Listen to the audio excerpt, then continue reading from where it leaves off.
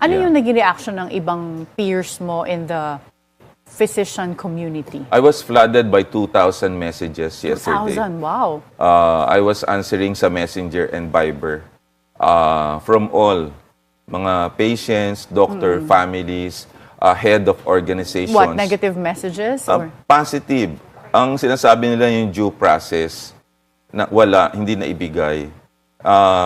Ang sabi pa nga ng isang famous cardiologist, we will disagree on what he does or says.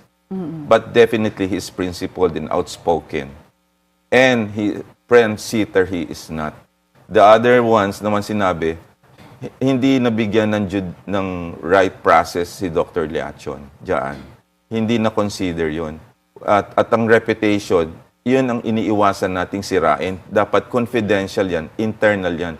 Bakit mismo ang PCP ang nag-leak to the public to discredit a person? Is that unusual? Is that the first time na This is PCP ang nag-public release and statement? Yeah, PCP ang nag-release. Kasi ang nakalagay sa press release ng bilyonaryo, the PCP president signed by Nicodemus, Dr. And you're saying that's not a usual practice? No, nasa usual practice kasi meron pa akong appeal eh. May appeal pa ako June 15 But Dr. Tony, let's go back to what